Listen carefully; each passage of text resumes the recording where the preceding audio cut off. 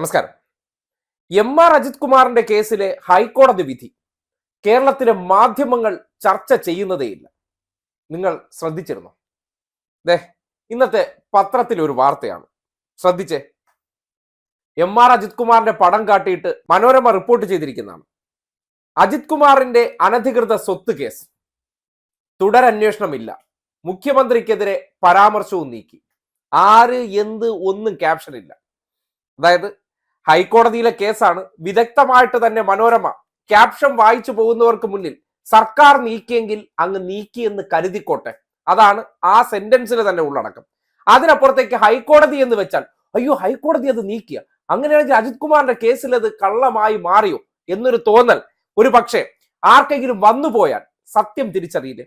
ഇനിയിപ്പോ അജിത് കുമാറിനെ ഒന്നും ആരും ന്യായീകരിക്കുന്നില്ല. പക്ഷേ കേരളത്തിൽ മാധ്യമങ്ങൾ ചെയ്യുന്ന ഒരു തെമ്മാടിത്തമുണ്ട്. ചില വിഷയങ്ങളെ PV അൻവറിന്റെ വാക്കിനനുസരിച്ച് അനധികൃത സ്വത്ത് സമ്പാദന എം.ആർ. അജിത് കുമാർ നടത്തി എന്ന് പറഞ്ഞു. അതിൽ വിജിലൻസ് അന്വേഷണം നടത്തി. വിജിലൻസിന്റെ പ്രാഥമിക അന്വേഷണത്തിൽ പോലും അതൊരു ആരോപണമാണ്, അതിനെ തെളിയിക്കത്തക്ക ഒരു തെളിവുമില്ല, വെറും നാക്കുകൊണ്ടുള്ള ഡയലോഗടിയും അദ്ദേഹത്തിന്റെ ഒരു പ്രോപ്പർട്ടി എടുത്ത് കാണിച്ചതിന് ശേഷം അത് കുടുംബപരമായിട്ട് അദ്ദേഹം വിവാഹം കഴിച്ച വളരെ ധനികയായിട്ടുള്ള ഒരു ഭാര്യ സ്വത്തിന്റെ ഭാഗമാണെന്നൊക്കെ പറയുന്നത് കേട്ടു.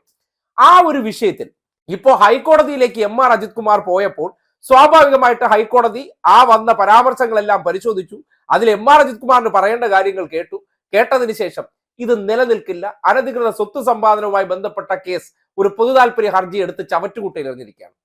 ഇൻ കേസ് ഇനി നിങ്ങളടുത്ത് പറയുന്ന കാര്യം വളരെ ശ്രദ്ധാപൂർവം നിങ്ങൾ കേൾക്കേണ്ടതാണ്. അതായത് എം.ആർ. അജിത് കുമാറിന് സംഘി ബന്ധമുണ്ടെന്നാണ് PV അൻവറിന്റെ ആരോപണം. അതിന് ഉപോത്ബലകമായി പറയുന്ന ഒരു കാര്യം, ഈ RSS നേതാവായിട്ടുള്ള ഹൊസബുള്ളയുമായി എം.ആർ. അജിത് കുമാർ നേരിട്ട് കൂടിക്കാഴ്ച നടത്തി. അതിന്റെ ഭാഗമായിട്ടാണ് തൃശൂർ പൂരം കലക്കിയത്.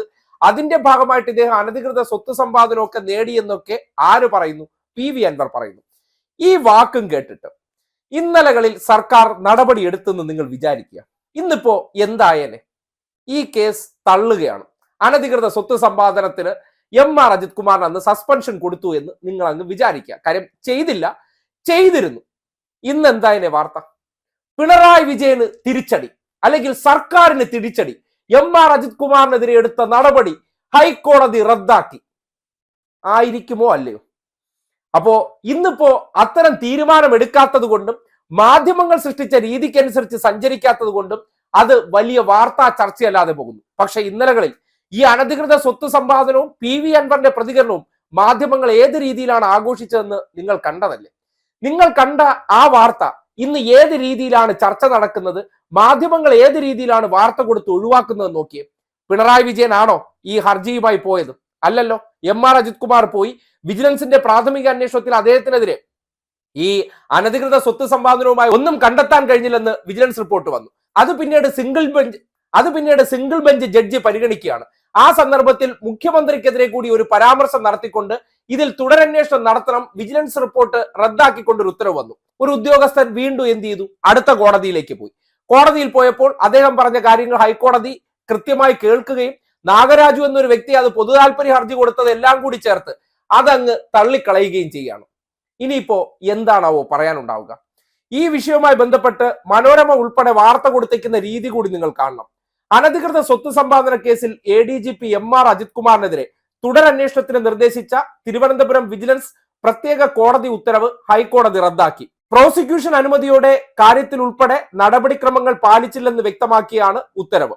വിചാരണ കോടതി ഉത്തരവിൽ മുഖ്യമന്ത്രി പിണറായി വിജയനെതിരെ ഉണ്ടായിരുന്ന പരാമർശങ്ങൾ അനുചിതമെന്ന് വിലയിരുത്തിയ കോടതി ഈ ഭാഗങ്ങൾ ഒഴിവാക്കി കേസിൽ മുഖ്യമന്ത്രിക്ക് എന്താണ് കാര്യമെന്ന് വിജിലൻസ് കോടതി ചോദിച്ചിരുന്നു. കേട്ടല്ലോ, കേസിൽ മുഖ്യമന്ത്രിക്ക് എന്താണ് കാര്യമെന്ന്. അനധികൃത സ്വത്ത് സമ്പാദനം ആര് നടത്തിയത്? എം.ആർ. അജിത് കുമാർ നടത്തിയത്. ഇവർ ഒരു കഥയുണ്ടാക്കിയല്ലോ. മുഖ്യമന്ത്രിയുമായി ചേർന്നുള്ള ബന്ധത്തിന്റെ അടിസ്ഥാനത്തിലാണ് അനധികൃത സ്വത്ത് സമ്പാദനം.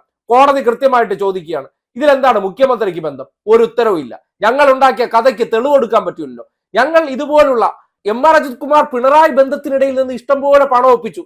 ഇങ്ങനെ നാവ് കൊണ്ട് പറഞ്ഞാൽ പോരല്ലോ. ഒരാൾ ഒരു IPS ഉദ്യോഗസ്ഥനാണ്. അയാളുടെ വരുമാനത്തിന് മുകളിലേക്ക് അയാൾ സ്വത്ത് സമ്പാദിച്ചു എന്ന് കവടിയാറിൽ കിടക്കുന്ന ഒരു ഭൂമിയുടെ ചിത്രം എടുത്ത് കാണിച്ചതിന് ശേഷം പറഞ്ഞാൽ പോരാ. അത് വാങ്ങിക്കാൻ ശേഷിയുണ്ടോ ഇല്ലയോ എന്നതിന്റെ തെളിവാണ് കൊടുക്കേണ്ടത്. അതിനെ സംബന്ധിച്ച് ഒരു റിയൽ എസ്റ്റേറ്റ് കഥയൊക്കെ പുറത്തിറക്കിയതിനു ശേഷം ഇതെല്ലാം തെളിവുണ്ടെന്ന് പറഞ്ഞാൽ ആർക്കാണ് ആ തെളിവ് ബോധ്യപ്പെടേണ്ടത്? കോടതിക്ക് ബോധ്യപ്പെടണം, അന്വേഷണ സംഘത്തിന് ബോധ്യപ്പെടണം. ഇവർക്ക് ആർക്കും ഇത് ബോധ്യപ്പെടുന്നില്ല. പി വി അൻവറിനെ പിന്തുണയ്ക്കുന്ന കുറച്ച് മാപ്രകൾക്കും അത് ബോധ്യപ്പെട്ടാൽ മതിയോ? കോടതി എടുത്ത് ചവറ്റുകുട്ടയിൽ എറിഞ്ഞതിന് ശേഷം ഇത്തരം ഹർജികൾ എന്തിന്റെ അടിസ്ഥാനത്തിലാണ് കൊണ്ടുവരുന്നത് എന്ന് ചോദിക്കുകയാണ്. ഒരു പക്ഷേ അന്ന് പി വി അൻവറിനെ വിശ്വസിച്ചുകൊണ്ട് മുഖ്യമന്ത്രി പിണറായി വിജയൻ നടപടിയെടുത്തിരുന്നെങ്കിൽ ഇന്നിപ്പോ ആരെ ആയിരിക്കും മാധ്യമങ്ങൾ ഏറ്റവും കൂടുതൽ ആക്രമിക്കുക? അത് അജിത് കുമാറിനെ വലിയ സംഭവമാക്കിക്കൊണ്ട്, അജിത് കുമാറിനെ ഹീറോ ആക്കിക്കൊണ്ട് പിണറായി വിജയൻ എടുത്ത തീരുമാനം തെറ്റാണെന്ന് ഹൈക്കോടതി തിരിച്ചടിയായി, ചർച്ചയായി, ബഹളമായി. പക്ഷേ മാധ്യമങ്ങൾ ആഘോഷിച്ച പിണറായി വിജയനെ ശത്രുപക്ഷത്ത് നിർത്തി പി വി അൻവറിന്റെ വിമർശനങ്ങളെ അവർ എടുത്ത് ഹൈലൈറ്റ് ചെയ്ത് നടത്തിയ ചർച്ചകൾ കോടതി യാതൊരു അടിസ്ഥാനവുമില്ല എന്ന് കണ്ട് തള്ളിക്കളയുമ്പോൾ പിന്നീട് അത് ചർച്ചയേ അല്ല. നിങ്ങൾ മനസ്സിലാക്കേണ്ട ഒരു കാര്യമുണ്ട്, ഈ RSS ബന്ധ കഥകളൊക്കെ എന്തേ ഉള്ളൂ, മാധ്യമങ്ങളിലൂടെ പി വി അൻവർ പറയുന്നിടത്തേ നിൽക്കുള്ളൂ. നേരെ അത് കോടതിയിലേക്ക് വരുമ്പോൾ അതിനെല്ലാത്തിനും കൃത്യമായിട്ട് തെളിവ് വേണം. അതൊന്നും കൊടുക്കാൻ പറ്റാതെ ഇങ്ങനെ മാധ്യമങ്ങളിലൂടെ ഡയലോഗ് അടിച്ച് വാർത്ത സൃഷ്ടിച്ച് എങ്ങനെയാണ് ആൾക്കാരെ തെറ്റിദ്ധരിപ്പിക്കുന്നു എന്നതിന്റെ തെളിവ് കൂടിയാണ് MR അജിത് കുമാർ വിഷയത്തിൽ വന്നിരിക്കുന്നത്. നേരത്തെ ഒരു തവണ ചൂടുവെള്ളത്തിൽ വീണ പൂച്ചയാണ് സർക്കാർ. ഈ സെൻകുമാറിന്റെ കേസിൽ സർക്കാർ ഇതുപോലെ DGP ആയിരുന്ന വ്യക്തിയെ സസ്പെൻഡ് ചെയ്തു. അദ്ദേഹം നേരെ ഹൈക്കോടതിയിൽ പോയി അദ്ദേഹത്തിന് അനുകൂലമായിട്ടുള്ള ഉത്തരവ് വാങ്ങിച്ചുകൊണ്ട് വന്നു. അദ്ദേഹത്തെ സസ്പെൻഡ് ചെയ്ത ഉത്തരവ് റദ്ദാക്കി. അങ്ങനെ വീണ്ടും DGP ആയിട്ട് വന്നു. അന്ന് സെൻകുമാറിനെ എന്തോരം ആഘോഷിച്ചവരാണ്. ഇന്നിപ്പോ MR അജിത് കുമാറിനെ ഒരുപക്ഷെ സസ്പെൻഡ് ചെയ്തിരുന്നെങ്കിൽ ഈ വിഷയത്തിൽ തിരിച്ചു വന്നേനെ, ആർക്ക് തിരിച്ചടിയായേനെ. അപ്പോ അത്തരം വിഷയങ്ങളിലൊക്കെ നടത്തുന്ന ഇരട്ടത്താപ്പ് ഈ നാട് കാണേണ്ടതാണ്. ചില ദുരുദ്ദേശത്തോടു കൂടി ചിലരെ കേന്ദ്രീകരിച്ച് എന്തെങ്കിലും വാർത്ത സൃഷ്ടിക്കുക, ഇതിന്റെ ഒരു പ്രത്യേക താല്പര്യം എന്ന് പറഞ്ഞാൽ MR അജിത് കുമാർ ഹൊസബുള്ളയെ കണ്ട കാര്യം ഇവർ അറിഞ്ഞു കാണും. ഹൊസബുള്ളയെ കാണുക, കാണാതിരിക്കുക എന്ന് പറഞ്ഞാൽ കേന്ദ്ര സർവീസിലുള്ള ഒരു IPS ഉദ്യോഗസ്ഥനാണ്. അയാൾക്ക് RSSകാരുമായിട്ട്, അതായത് കേന്ദ്ര സർക്കാർ തന്നെ പുറത്തിറക്കിയ ഒരു ഉത്തരവുണ്ട്, RSS എന്ന സംഘടനയ്ക്കകത്ത് കേന്ദ്ര സർക്കാർ ജീവനക്കാർക്ക് പ്രവർത്തിക്കാം. അതൊരു നിയമവിരുദ്ധ പ്രവർത്തനമല്ല. അപ്പോ അങ്ങനെ ഒരു നേതാവിനെ കണ്ടതിന് പിണറായിക്ക് ഉടനടി എന്ത് ചെയ്യണം? ഇവരെ തൃപ്തിപ്പെടുത്താൻ വേണ്ടി MR അജിത് കുമാറിനെ സസ്പെൻഡ് ചെയ്ത് പുറത്തു നിർത്തിയിരുന്നെങ്കിൽ ഹീറോ ആയനെ. എങ്ങനെ ഹീറോ ആയനെ? ആ സന്ദർഭത്തിൽ കയ്യടി കിട്ടിയനെ. ഇപ്പോ എന്ത് സംഭവിച്ചേനെ?